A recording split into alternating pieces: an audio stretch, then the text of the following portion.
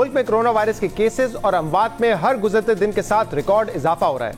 हर गुजरता दिन इस वबा को लेकर खतरनाक तस्वीर पेश कर रहा है, जिसके बाद अब यह सवाल पैदा हो रहा है कि आया पाकिस्तान में कल से लॉकडाउन में मजीद सख्ती का फैसला किया जाएगा या दुनिया के कई ऐसे ममालिक की तरह लॉकडाउन में नरमी की जाएगी जहां कोरोना वायरस का कर्व अभी तक फ्लैट नहीं हुआ और इसके बावजूद ये ममालिक लॉकडाउन में नरमी करने का ऐलान कर रहे हैं। भारत और ब्राजील की मिसालें इस हवाले से बहुत अहम है, जहां कोरोना वायरस के हर रोज रिकॉर्ड केसेस और अमवात सामने आने के बावजूद लॉकडाउन में नरमी करने के ऐलानात हो रहे हैं।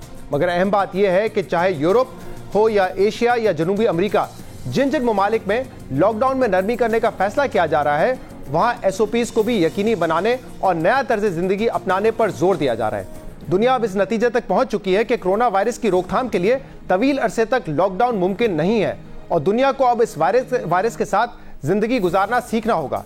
इसीलिए जिन ममालिक में लॉकडाउन में नरमी के ऐलानात हो रहे हैं वहां एसओपीज पर अमल दरामद के लिए भी बाकायदा हिकमत अमली बनाई जा रही है।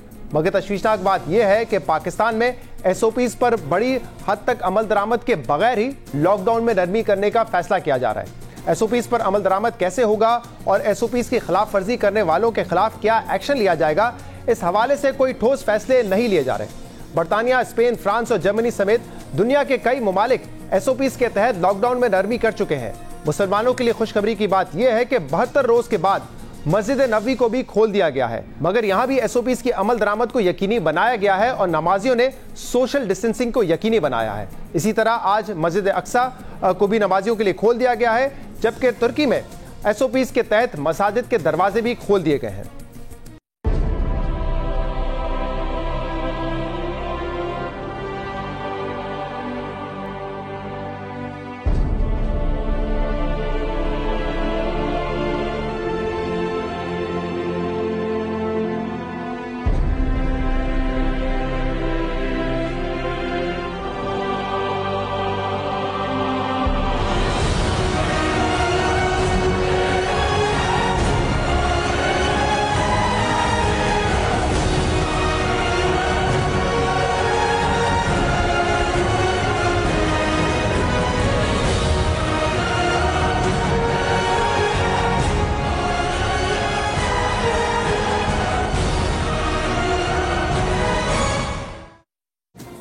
दुनिया भर के मुसलमानों के लिए बहुत खुशखबरी की बात है। ये सारे मनाजिर पिछले 24 घंटों के हैं और अब आप देख सकते हैं कि कैसे मसाजिद एसओपीज पर अमल दरामद करवा रही हैं। पाकिस्तान में अभी अगर हमें मसाजिद को खुला रखना है, कारोबार खोलने की इजाज़त देनी है, तालीमी और खेलों की सरगर्मियाँ बहाल करनी है, तो एसओपीज पर अमल दरामद को यकीनी बनाना होगा। बरतानवी हुकूमत ने भी कल से मुल्क भर में कम्पिटिटिव स्पोर्ट्स की इजाज़त दे दी है, जिसके तहत कल से मुल्क भर में हॉर्स रेसिंग के मुकाबले शुरू हो जाएंगे, जिसके बाद इंग्लिश प्रीमियर लीग के मुकाबले 17 जून से शुरू हो जाएंगे। मगर अहम बात यह है कि मुल्क भर में तमाम स्पोर्ट्स एक्टिविटीज तमाशाई के बगैर होंगी। I'm delighted to announce today that the government has published guidance which allows competitive sport to resume behind closed doors from Monday at the earliest, and crucially only when it's safe to do so. But football, tennis, horse racing, Formula One, cricket, golf, rugby, snooker and others are all set to return to our screens shortly. बरतानवी वजीर खेल और सकाफत Oliver डाउडेन कल press conference में खेलों की सरगर्मियां शुरू करने का ऐलान कर रहे थे और अहम बात यह है कि बरतानिया में लॉकडाउन में नरमी की जा रही है क्योंकि कोरोना वायरस के नए केसेस में भी मुसलसल कमी आना शुरू हो गई है। लेकिन दुनिया में ऐसे ममालिक भी है जहां इस वबा में मुसलसल इजाफा हो रहा है, मगर इसके बावजूद वहां लॉकडाउन की सख्तियों में नरमी की जा रही है, जिसमें ब्राजील और इंडिया भी शामिल है। मगर अहम बात यह है कि चाहे भारत हो, बरतानिया या यूरोप के दूसरे ममालिक, जिन ममालिक ने लॉकडाउन में नरमी की है वहां एसओपीज पर अमल दरामद को यकीनी बनाया गया है और एसओपीज की खिलाफ वर्जियों पर जुर्माने आयद किए गए हैं। इंग्लैंड और वेल्स में पुलिस ने 27 मार्च से 11 मई तक सोशल डिस्टेंसिंग के खिलाफ वर्जियों पर 14,000 से ज्यादा जुर्माने आयद किए हैं। इसी तरह भारतीय रियासत पंजाब में भी अवामी मकामात पर मास्क ना पहनने पर 500 रुपए जुर्माना और दुकानों में सोशल डिस्टेंसिंग की हिदायत पर अमल ना करने पर 2,000 रुपए का जुर्माना आयद किया गया है। पाकिस्तान में भी कोरोना वायरस को लेकर सूरत हाल बिगड़ती जा रही है। कल मुल्क में 88 अमवात रिकॉर्ड की गई हैं, जो एक दिन में अब तक की सबसे ज्यादा तादाद है। मगर इसके बावजूद लॉकडाउन में जो नरमी की गई है उसमें एसओपीज पर अमल दरामद को यकीनी नहीं बनाया गया है और ना ही खिलाफ वर्जियों से निपटने के लिए हिकमत अमली दिखाई दी गई है। वफाकी और सूबाई हुकूमतें कल एनसीसी की मीटिंग में क्या फैसला करने जा रही हैं, इन मामलों पर बात करने के लिए हमारे साथ मौजूद होंगे वजीर प्लानिंग असद उमर साहब। बहुत बहुत शुक्रिया असद उमर साहब, आपने हमें ज्वाइन किया। असद साहब, जो पिछले एक हफ्ते का अगर हम डेटा देखें, पॉजिटिव केसेस की शरह 20% से तजावुज कर चुकी है, अमवात में हर दिन एक रिकॉर्ड इजाफा हो रहा है, क्रिटिकल पेशेंट्स की तादाद भी बढ़ गई है। ये जो रीसेंट डेटा है, क्या आपके जो प्रोजेक्शंस, जो अंदाजे थे उसके मुताबिक ही है या उससे ज्यादा है? नहीं, थैंक यू शहजाद। पहली बात तो सबसे पहले मैं आपका शुक्रिया अदा करना चाहता हूँ, ये एसओपी वाला जो पॉइंट आपने एम्फसाइज किया। आज हमने एनसीओसी में यहाँ इस्लामाबाद बेस्ड जो एंकर्स हैं उनमें से कोई 11-12 एंकर्स को बुलाया हुआ था और उनके साथ जो बात हुई तो उसके अंदर ये जो दोनों आपकी बातें हैं उसमें कवर हो जाती हैं। एक तो उनको हमने अपनी प्रोजेक्शन दिखाई कि जब मुख्तलिफ फैसले होते रहे हैं तो उस वक्त हमारे सामने क्या प्रोजेक्शंस थी और हकीकत में नंबर्स क्या आए। तो वो शुरू किया हमने मिडल ऑफ मार्च में, जब नेशनल सिक्योरिटी कमेटी जिसको एनसीसी बनाई गई नेशनल सिक्योरिटी कमेटी के बाद, तो मार्च के वस्त में जो प्रोजेक्शन थी हमारी अप्रैल तक की, फिर उसके बाद अप्रैल के वस्त में अगर आपको याद हो हमने कुछ इंडस्ट्रीज को इजाजत दी थी ऑपरेट करने की, वो फैसला, फिर मई 9 का जो फैसला हुआ।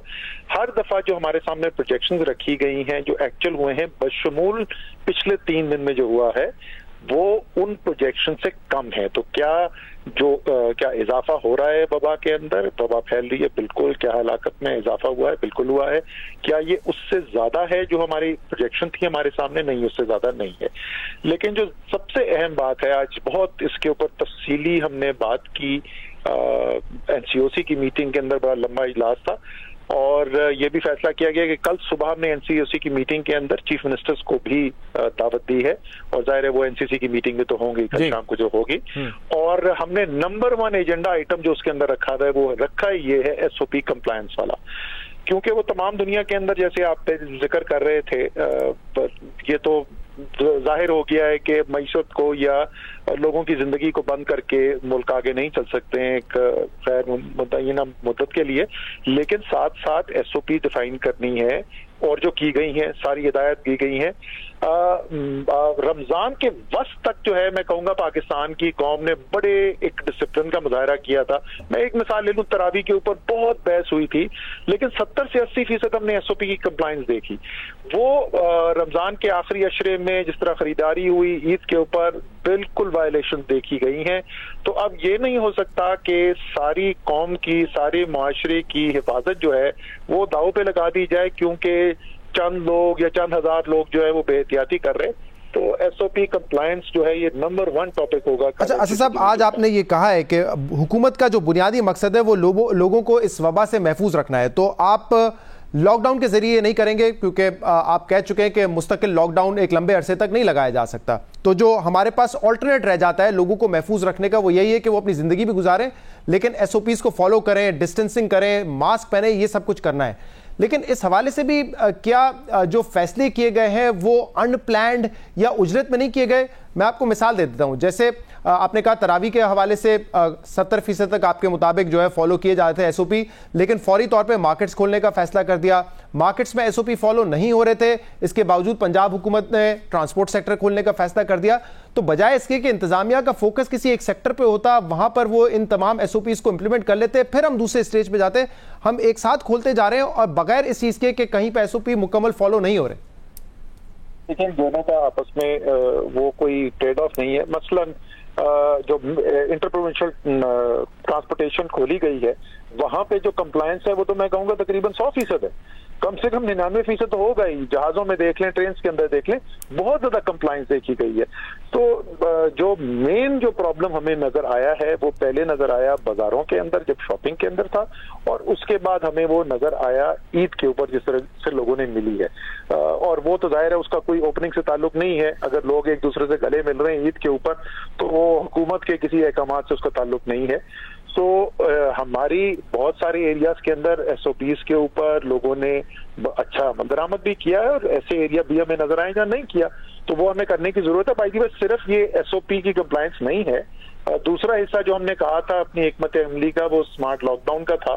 और आज हमने वही एंकर्स की प्रेजेंटेशन में उनको ये भी दिखाया कि 600 से ज्यादा मुकामी एक्शंस हुए हैं पाकिस्तान में इस वक्त जो ओपन है, जहां पे कहीं पे कुछ घर है, कहीं पे कुछ गलियां हैं, कहीं पे पूरा मोहल्ला है जिस पे लॉकडाउन किया गया। नहीं, जैसे आप कह रहे हैं कि इस वक्त भी स्मार्ट लॉकडाउन इंप्लीमेंट हुआ है और 600 मकामात हैं पूरे मुल्क में। कराची में मुझे नहीं लगता, क्योंकि कराची में सबसे ज्यादा केसेस आ रहे हैं, बात आ रही है कि कोई ऐसा इलाका हो जो लॉकडाउन किया हो, स्मार्ट लॉकडाउन की नजर हुआ हो इस वक्त केसेस की वजह से। सिंध की हुकूमत ये इलाके की बुनियाद के ऊपर नहीं कर रही है, वो जिन घरों में होता है सिर्फ उन घर के अंदर करते हैं। सही कह रहे हैं आप, सिंध के अंदर नहीं है। ये जो आपको मैं बता रहा हूँ ये एरिया वाइज जो है वो पंजाब में सबसे ज्यादा और उसके बाद केपी में हुए हुए हैं। लेकिन सिंध की हुकूमत का जो है वो उनकी हिकमत अमली ये है कि जिस घर में हो उस घर को सिर्फ टारगेट करके वहां पर किया जाए। शायद उसकी वजह यह है कि वो किसी एरिया को जाके लॉकडाउन करते हैं तो आपके एमएनएस कहते हैं कि हमसे नहीं पूछा, हम यहाँ के मुंतखब नुमाइंदे और ऐसे ही कर दिया। मेरे ख्याल से इस वजह से वो अब घबरा गए। लेकिन असद उमर साहब, हमारे वो बेजर से एमएनए से मुझे तो नहीं लगता सिंध हुकूमत घबराएगी। बट अच्छा असद साहब, ये बताइए ये इम्प्लीमेंटेशन जो है एसओपीज की होगी कैसे? आप लोग अवेयरनेस कैंपेन चलाएंगे, आप लोग कहते भी रहे, वजीर आजम भी कहते रहे, लेकिन वो इम्प्लीमेंट नहीं होता, इसको कैसे आप बावर करवाएंगे? सही बात है। इसमें देखें, सबसे पहली तो इम्प्लीमेंटेशन इंफरादी तौर पे तो जो है वो अवेयरनेस कैंपेन भी उसका एक बड़ा जरिया है। लेकिन उसके अलावा हम ये कह रहे हैं कि हम ये नहीं चाहते कि कंप्लायंस के अंदर ये सूरत हाल हो कि मोटरसाइकिल के ऊपर लोगों को वो पुलिस वाला रोक के पहले मास्क नहीं पहना तो मैं चालान करूंगा, और इनफरादी तौर पे फुटपाथ पे आदमी चल रहा है, वो हम नहीं उस तरफ जाना चाहते। लेकिन मसलन एक मार्केट है, उस मार्केट के अंदर जो दुकानदार काम कर रहे हैं, वहां पे लोग काम कर रहे हैं, उनको रोजगार के लिए ये मौका दिया गया है। अगर एक सादा सी चीज, मैं सिर्फ मिसाल के तौर पे कह रहा हूं, तो कल फैसला होगा कि क्या करना है। अगर ये फैसला कर लेंगे जी अगर मास्क नहीं पहना हुआ, क्योंकि अभी हुकूमत की तरफ से गाइडलाइन में मैंडेटरी है कि पब्लिक प्लेस में आपने मास्क पहना है, अगर आपने मास्क पहना नहीं होगा तो आप खरीदारी नहीं कर सकते। और अगर कहीं मार्केट में नजर आता है कि इसके ऊपर कंप्लायंस नहीं हो रही, आप 3 दिन के लिए, 5 दिन के लिए, 7 दिन के लिए मार्केट बंद कर दें। एक दफा पैगाम पहुंच जाए ये, तो ये इन्फोर्सेबल है, बहुत हद तक इन्फोर्सेबल है। तो लेकिन देखें कि कल क्या फैसले होते हैं कि लेकिन जैसे इंडिया में, पंजाब में इंफरादी तौर पे भी कर रहे हैं, मास्क नहीं पहना तो 500 रुपए जुर्माना, सोशल डिस्टेंसिंग नहीं की बाजारों में तो 2,500 रुपए जुर्माना, वो इंफरादी तौर पे भी कर रहे हैं, सिर्फ मार्केट्स या दुकानों पे नहीं है उनका फोकस। शहजाद, ये आप और मैं खासतौर पे जो कराची को ज्यादा अच्छी तरीके से जानते हैं ना, मेरे ख्याल में ये बहुत अच्छी हिकमत अमली नहीं है। लेकिन जैसे मैंने कहा, मैंने तो आपको एक मिसाल दी थी कि क्या हो सकती है सूरत। फैसला तो कल होगा, कल की एनसीसी मीटिंग के अंदर फैसला होगा कि किस किस्म से के फॉलोअप करने। लेकिन हम ये जरूर तजवीज वहां पर रख रहे हैं, तमाम चीफ सेक्रेटरीज मुत्तफक हैं इसके ऊपर। एनसीओसी की राय भी ये है कि कंप्लायंस के लिए अगर नहीं हो रही है कंप्लायंस, तो कोई ना कोई प्यूनिटिव एक्शन जरूर होना चाहिए। हाँ, क्योंकि अगर नहीं होगा तो फिर ऐसा लगता है कि हम हर्ड इम्यूनिटी की तरफ बढ़ रहे हैं, जो कल मेरे प्रोग्राम में भी कहा है, गालिबन आप भी तरदीद कर चुके हैं कि हमारी ऐसी कोई पॉलिसी नहीं है। लेकिन अगर हम तमाम सेक्टर्स को खोलने जा रहे हैं और वहां पे एसओपीज फॉलो नहीं हो रहे, तो फिर अमलन हम हर्ड इम्यूनिटी की तरफ ही जाएंगे। सही, बिल्कुल। हर्ड इम्यूनिटी वो मैं बहुत दफा समझा चुका, पता नहीं ये कहाँ से बातचीत शुरू हो गई हर्ड इम्यूनिटी के ऊपर। वो कोई हिकमत अमली नहीं है, कोई दुनिया का मुल्क जो है वो हर्ड इम्यूनिटी वाली फिलॉसफी को फॉलो नहीं कर रहा है। बट एनीवे, आपकी बात दुरुस्त है। जो इस वक्त हमने एसओपीज बनाई हैं, ये अवाम की फलाह के लिए बनाई गई हैं, और जहां पर नहीं उसको फॉलो किया जाएगा, कोई ना कोई ज़ाब्ता अखलाक, कोई ना कोई तरीक़ेकार जरूर अपनाना पड़ेगा। और जैसे मैंने कहा कि कल मेरी उम्मीद ये, हम जो अपनी डिस्कशन कर रहे थे तो हमने कहा था कि कल की हेडलाइन जो निकलनी चाहिए एनसीसी मीटिंग के बाद वो ये होनी चाहिए कि एसओपी की इन्फोर्समेंट के ऊपर ये इत्तेफाक राय हो गया कि इस किस्म के इकदाम किए जाएंगे, जो भी फैसला। और इसीलिए कल भी जो आपकी मीटिंग थी उसको आपने उन्वान उसका यही था, लिविंग विद पेंडेमिक, और उसमें कुछ और फैसले भी गालिबन उन पर भी गौर हुआ है। मैरिजेस हॉल भी क्या खोलने जा रहे हैं, क्योंकि वो तो एक ऐसी जगह होगी जहां पे 400-500 अफराद एक साथ जमा हो जाएंगे, वो तो एक बहुत बड़ी गैदरिंग होगी। अच्छा, मुझे ये बताएं कि ये कहां से मीडिया में खबरें क्या चलती हैं? मुझे तो ये बताया कि मेरे नाम से ये खबर चल रही है। मैं आपको बता देता हूं सर, ये ट्विटर हैंडल है, और ये ट्विटर हैंडल है prime minister office of Pakistan, ये वहां पर लिखा हुआ है। तो ज्यादा दूर देखने की जरूरत नहीं है आपको। अच्छा, नहीं वो नहीं, ये कोई प्रपोजल नहीं है, और कल जो है वो डिस्कशन के बाद आपको पता चल जाएगा। लेकिन फहरिस्त वो बहुत ज्यादा हम नहीं तफसील में जाना चाहते कि ज़ाहिर है कल एनसीसी में डिस्कशन होने, लेकिन एक फहरिस्त बनाई गई है कि कौन से काम इस वक्त नहीं खुलने चाहिए। उस तजवीजी लिस्ट फेरिस्त के अंदर मैरिज हॉल का जिक्र भी था, तो इसलिए वो आ गया। तो वो तजवीज ये थी कि ना खोले जाए। अच्छा, वो नेगेटिव लिस्ट में है, नेगेटिव लिस्ट में। वो अभी आएगा, कल रखेगा। ये सूबों की तरफ से जो लिस्ट आई थी और इंडस्ट्रीज मिनिस्ट्री ने मिलकर एक फहरिस्त दी है, जो कल जिसके ऊपर बातचीत होगी। सिंध के साथ आप लोगों के कुछ इख्तलाफात होते रहे जो आप रिजॉल्व करने की कोशिश करते हैं एनसीसी की मीटिंग में, लेकिन उनकी नुमाइंदगी किसी ना किसी सतह पर एनसीओसी की मीटिंग्स में भी होती है। फील फैक्टर क्या है इस वक्त? क्या वो भी बाय एंड लार्ज इसी इशू पर, इसी मौकिफ पर है कि हमें इस पेंडेमिक के साथ रहना है और चीजें खोलनी है, या वो सोच रहे हैं कि हम दोबारा लॉकडाउन की तरफ जाएं और थोड़ी सख्त लॉकडाउन करें? देखें, कल की जो मीटिंग के अंदर जो सुबह इसलिए हमने रखी है कि चीफ मिनिस्टर्स के साथ एक मौका हो हमारे पास एनसीसी मीटिंग में जाने से पहले कि उनकी बराह रास्त जो फीडबैक है वो ले ली जाए, राय ले ली जाए। लेकिन जो आज हमने उनको भेज दिए शाम को, जो एनसीओसी की तरफ से सिफारिशात गई हैं, उसके अंदर उनके चीफ सेक्रेटरीज की इनपुट शामिल है, तमाम सूबों की और गिलगित बल्तिस्तान और आजाद कश्मीर की। इसी तरीके से ज्यादातर हेल्थ मिनिस्टर्स जो हैं सूबों के, उनकी भी उसके अंदर राय शामिल है। और मेरे ख्याल में इसके ऊपर तो इत्तफाक राय है कि एक नेगेटिव लिस्ट की तरफ जाना चाहिए। उसके अंदर कुछ डिफरेंस था कि कौन सी चीज होनी चाहिए, कौन सी नहीं होनी चाहिए। उसके अंदर मेरी तो तजवीज ये थी कि क्योंकि हमें बिल्कुल नेशनल कंसेंसस होना चाहिए, तो अगर कोई दो चीजें कोई एक सूबा कह रहा है जो दूसरे नहीं भी कह रहे, तो उसको शामिल कर दें कि एक नेशनल कंसेंसस रखने के लिए। सही। असद साहब, कुछ मिथ्स भी हैं, कुछ ऐसी बातें हैं जो कि गर्दिश कर रही हैं। मैं चाहूंगा उस पर जरा क्लैरिटी दे दें, जिसमें एक बात जो मुझसे बहुत से सारे लोगों ने पूछी, आई एम श्योर आप पब्लिक फिगर हैं, आपसे भी पूछा गया होगा। ये कहा जा रहा है कि हॉस्पिटल्स को पैसे मिलते हैं अगर उनके अस्पताल में कोई कोरोना की डेथ हो जाए।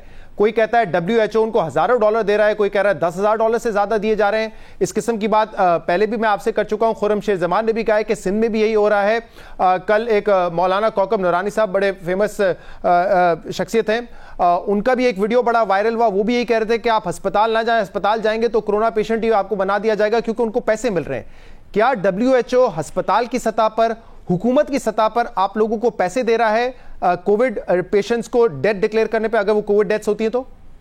अच्छा, इस किस्म की अजीबो गरीब जो बातें फैलाई जा रही हैं, जाहिर है ये नॉनसेंस है और इस किस्म की कोई चीज नहीं हो रही। लेकिन आज इसके ऊपर भी बात हुई है कि जो अफवाहें फैलाएं जिससे मुल्क के अंदर पैनिक क्रिएट होता है और लोगों के अंदर एक इस्तराब पैदा किया जाता है, उसकी भी रोकथाम के लिए कोई तरीक़ेकार होना चाहिए कि सारा दिन यही करते रहेंगे, वो गलत अफवाहें फैलती रहती हैं और हम उसके बाद सफाइयां पेश करते रहते हैं। नहीं, ऐसी कोई चीज नहीं है। वर्ल्ड हेल्थ ऑर्गेनाइजेशन के कोई इंटरेस्ट में नहीं है कि कोरोना के केस बढ़ें।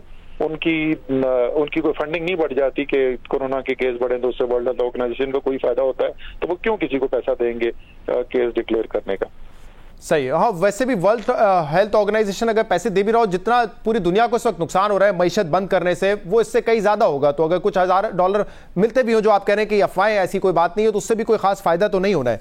तो इस तरह की जो आप बात करें कि जरूरी है, हमने देखा कि मुख्तलिफ सोशल जो मीडिया वेबसाइट्स हैं उन्होंने भी इकदाम उठाए हैं। अब एक चीज तो आप कर सकते हैं ना, और मैंने कल सुनवाया है, आपकी पार्टी के MP हैं खुर्रमशेर जमान साहब, रोजाना तसलसल के साथ इस तरह की प्रेस कॉन्फ्रेंस करते हैं कि C ग्रेड वायरस है, अमवात को बढ़ा चढ़ा के पेश किया जा रहा है, हर मौत को जो है कोरोना डिक्लेयर कर दिया जाता है। अपनी पार्टी, अपनी सफों में तो कम से कम ये किया जा सकता है ना, क्योंकि जब एक MP बात करेगा फिर उसी से कंफ्यूजन फैलेगी ना।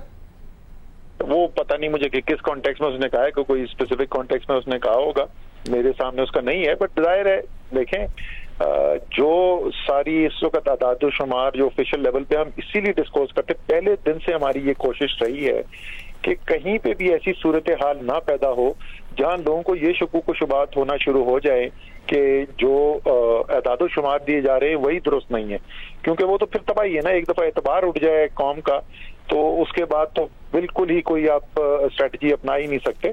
तो हमने बड़ी कोशिश की है कि बिल्कुल उसको ट्रांसपेरेंट रखा जाए, ओपन है थिंकिंग के लिए। जहां भी कभी इशू आता है, अगर आपको याद हो तो एक वक्त में एक कराची से खबर लगी थी, एक न्यूज में थी, if I am not mistaken, जिसमें ये बात रेज की गई थी कि कुछ डेथ्स ऐसी हुई हैं जो नहीं लेबल हुई। उसी दिन हेल्थ मिनिस्टर सिंध से राब्ता किया गया, तफसील से बात की गई, प्रोसीजर के अंदर चेंज किया गया टू मेक श्योर कि ऐसी कोई पॉसिबिलिटी ना हो।